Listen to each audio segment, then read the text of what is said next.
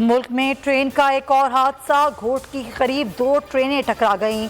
49 मुसाफिर जाँ बहक, 100 से जायद जख्मी। रेती रेलवे स्टेशन के करीब सुबह 3:40 पर मिल्लत एक्सप्रेस की 13 बोगियां पटरी से उतर गईं। लाहौर से कराची जाने वाली सर सैयद एक्सप्रेस बोगियों से टकरा गई। पाक फौज और रेंजर्स का रेस्क्यू ऑपरेशन जारी। वजीर आजम का हादसे पर इजहार अफसोस, मुकम्मल तहकीकात का हुक्म दे दिया। ट्वीट में कहा, रेलवे सेफ्टी की खराबियों की जामे तहकीकात की जाएं। आजम सवाती कहते हैं, जिम्मेदारों को माफ़ नहीं किया जाएगा। जाँ बहक अफराद के लिए 15 लाख, जख्मियों के लिए 50,000 से 3 लाख तक मुआवजे का ऐलान। ट्रैक की फिश प्लेट्स टूटी हुई हैं। तस्वीर में कमजोर ट्रैक वाज़ेह है। रेलवे अफसर ने ट्रैक की फोटो रिपोर्ट डीएस सक्कर को भेजी। रिपोर्ट के मुताबिक ट्रेन तेज रफ्तारी से गुजरी तो हादसा रोनुमा हो सकता है। रेलवे की कोताही सामने आ गई। तारिक लतीफ ने रिपोर्ट नजरअंदाज कर दी। 2 जख्मियों ने मिल्लत एक्सप्रेस की बोगी नंबर 10 का क्लैंप टूटा होने की तस्दीक की। कहा, शिकायत पर अमले ने झगड़ा किया और ट्रेन रवाना कर दी।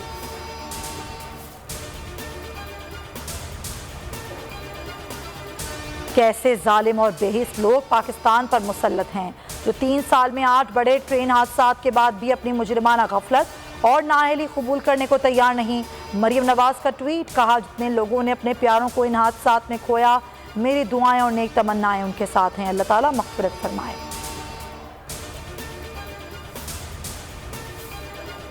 हुकूमत का इलेक्शन इस्लाहात से मुतालिक ऑर्डिनेंस असम्बली ले जाने का फैसला। फवाद चौधरी कहते हैं, 2023 का इलेक्शन नए तरीक़ेकार के मुताबिक होगा। धांधली इल्ज़ाम ख़त्म करने के लिए इलेक्ट्रॉनिक वोटिंग मशीन लाना चाहते हैं। इलेक्शन कमीशन ने खुश आइन करार दिया है। चाहते हैं अपोजिशन इस्लाहात में साथ दे। शिबली फराज बोले, जमहूरियत की मजबूती के लिए शफाफ इलेक्शन ज़रूरी हैं। बाबर आवान ने कहा, पूरे निज़ाम को तब्दील करने जा रहे हैं। टेक्नोलॉजी से इंतखाबात की हिफाजत हो सकती है। सिंध असम्बली में एमक्यूएम की करारदाद पेश करने पर हंगामा। स्पीकर ने रूलिंग दी, ये तो रोज़ का ड्रामा है। एमक्यूएम अरकान ने स्पीकर डाइस का घेराव कर लिया। पाकिस्तान जिंदाबाद और सिंध हुकूमत ना खप्पे के नारे। ऐवान में शोर शराबा, अपोजिशन वॉकआउट कर गई। नासिर हुसैन शाह ने कहा, बदमाशी किसी को करने नहीं देंगे। मुल्क मुखालिफ नारे लगाने वालों के खिलाफ सख्त एक्शन होगा। वफाक सिंध के लोगों को पाकिस्तानी नहीं समझता, सूबे को नजरअंदाज किया जा रहा है। वजीर आला मुराद अली शाह के वफाक से फिर गिले शिकवे। वजीर आजम को 2 रोज में दूसरा खत। कहा, सूबा कौमी आमदन में 70% देता है, आवाम को सजा दी जा रही है। बतौर चीफ एग्जेक्टिव सूबे के हक के लिए आवाज उठाता रहूंगा।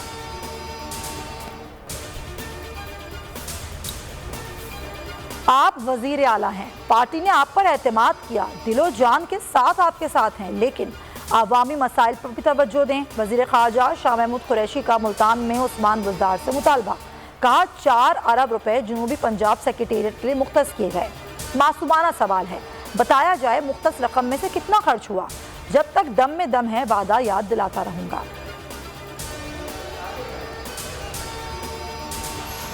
पानी का रोना रोने वाली सिंध हुकूमत अपने डैम की खस्ता हाली से लाइल्म। करोड़ों की लागत से बनने वाला मली डैम तबाही के दहाने पर। पानी काश्तकारों को मिलने के बजाय ज़ाया हो गया। गुज़िश्ता साल तूफ़ानी बारिश के बायस डैम का स्पिलवे बह गया था। रवा सीजन डैम पानी महफूज करने के काबिल नहीं रहा।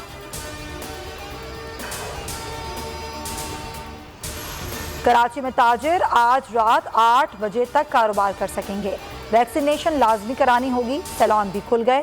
साहिल पर जाने पर भी पाबंदी खत्म। मुल्क में कोरोना से मजीद 58 अफराद जाँ बहक। मुस्बत केसेस की शरह 3% रही।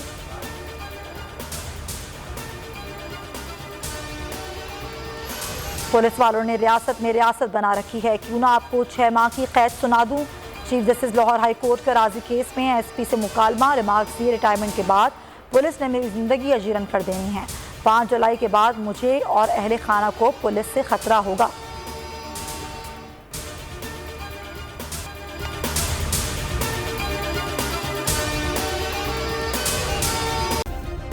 सब्सक्राइब करें और बेल दबाएं ताकि कोई खबर रह न जाए।